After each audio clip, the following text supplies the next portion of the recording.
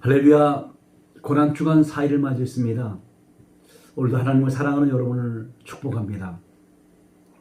마태복음 20장 28절의 말씀, 우리가 대속물이라는 말씀을 전하려고 합니다. 중국의 해롱장의 자무스시의 중학교 선생님인 장리리라는 이분이 참된 스승으로 불려집니다.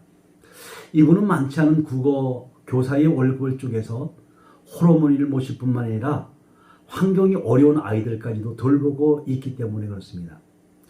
끼니를 준비하지 못한 아이에게는 자신의 식사를 나눠주고 몸이 약한 아이에게는 영양제를 사다 줬습니다. 모든 사람들에게, 모든 아이에게 관심을 가지고 보살펴 주기 위해서 결혼한 지 2년이 지났지만 일부러 아이도 갖고 있지 않다고 합니다. 자, 그러나 최근에 큰 사고를 당해서 사경을 헤매게 되는 안타까운 일이 일어났죠. 학생들을 통학버스에 태우려는 도중에 연쇄 추돌 사고가 일어나면서 버스가 아이들을 덮친 일에 일어났습니다. 그 현장에 있던 선생님이 깔릴 위기에 처했던 아이들 둘을 밀쳐내고 자기가 스스로 이 버스의 바퀴에 깔렸습니다. 구조대가 곧 도착했지만 선생님의 두 다리는 절단해야 됐고 출혈이 심해서 의식이 돌아오지 않았다고 합니다. 너무나 감동적이지만 너무나 안타까운 이 소식은 곧 전 중국으로 퍼졌고 네티즌들 속에 장 씨에게 세상에서 가장 아름다운 선생님이라는 호칭을 붙여줬다고 합니다. 또한 중국 정부도 최고의 의료진을 보내서 무슨 일이 있어도 장 씨의 의식이 돌아오게 하라는 주문을 했다고 합니다. 또 한 가지, 이스라엘 테러 단체의 습격에서 기독교들을 지키려다가 총탄에 맞은 무슬림 시민이 사건 약 한 달 만에 끝내 숨졌다고 합니다. 영국 BBC 방송이 케냐 북부 만데라에서 초등학교 교감으로 일하던 살라 34의 파라시가 2010년 1월 18일 수도 나이로비 병원에서 총상 치료를 받던 중에 사망을 했다고 전했습니다. 파라시는 2015년 12월 21일 나이로비의 동료 교사들과 시외버스를 타고 만데라에 돌아가던 중에 이스라엘 무장단체 알사바브 습격으로 받았습니다. 이들은 승객 60명을 전원 내리게 한 뒤에 무슬림만 버스에 다시 타도록 했다고 합니다. 기독교들을 가려내서 살해하려고 하는 의도라는 이것을 알아챘던 이 파라시가 다른 무슬림 승객 몇 명과 함께 기독교를 죽이려면 우리 모두를 죽여라! 이렇게 외쳤습니다. 당황했던 그 상대들이 도주를 시도하던 승객 2명을 사살하고서는 떠났다고 합니다. 파라시의 이 행동이 더 큰 인명피해를 막은 셈이죠. 앞서서 개항들이 버스를 장악하는 과정 속에서 총을 맞은 이 파라시는 다음날 나이로비 케나 국립병원으로 옮겨져서 치료를 받다가 상태가 악화되어서 수술을 받던 중에 이날 숨을 거두었다고 합니다. 자신의 목숨보다도 사람들을 사랑했던 이 사람들의 이야기입니다. 그런데 여러분, 예수님도 나를 위해서 이것보다도 값진 희생을 하셨다는 사실을 여러분 잊지 마시기 바랍니다. 오늘 본문을 보십시오. 본문을 보니까 인자가 온 것은 섬김을 받으려 함이 아니라 도리어 섬기려 하고 자기 목숨을 많은 사람의 대속물로 주려 함이라 말씀했어요. 이 예수님의 희생을 대속이라고 하지요. 대신 속죄를 위해서 고난을 당하셨다는 뜻입니다. 그럼 주님은 우리를 대속하기 위해서 어떤 고난을 당하셨습니까? 첫째, 사람에게 모욕과 멸시를 당했습니다. 마태복음 27장에 보니까 주님이 어떤 모욕과 멸시를 당했는가 자세하게 기록되어 있지요. 먼저 28절에 보니까 그의 옷을 벗기고 홍포를 입히며라고 했습니다. 29절에 보니까 가시관을 엮어 그 머리에 씌우고 갈대를 그 오른손에 들리고 그 앞에 무릎을 꿇고 희롱하여 이르되 유대인의 왕이여 평안할지어다 희롱을 했습니다. 또 30절에 보니까 그에게 침 뱉고 갈대를 빼앗아 그의 머리를 치더라 말합니다. 침을 뱉고 갈대로 머리를 치며 수치와 모욕을 주었습니다. 그는 예수님께 갈 수 있는 모든 수치와 모욕을 다 주었지요. 여러분 왜 그랬을까요? 죄인인 내가 그런 모욕과 수치를 당해야 되는데 주님이 대신 당하신 것입니다.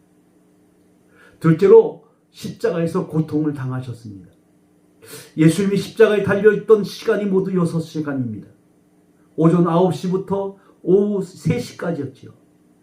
십자가는 옷을 벗기고 신용하며 모욕과 수치를 당하는 곳이요. 십자가는 모욕을 당할 뿐만 아니라 손목에 못을 박고 발에 못을 박아 매달아 놓았기 때문에 체중 때문에 몸이 처져서 숨을 제대로 쉴 수 없는 고통이 가중되는 곳이었습니다. 옷이 벗겨진 채 치부를 드러내고 엄청난 고통으로 아파하고 제대로 숨을 쉴 수 없기 때문에 숨을 헐떡이다가 결국 숨을 거두는 장소였습니다. 치부를 드러내고 이 고통을 받은 이유가 도대체 무엇입니까? 우리의 치부와 우리의 고통을 주님이 대신 드러내고 받으신 것이지요.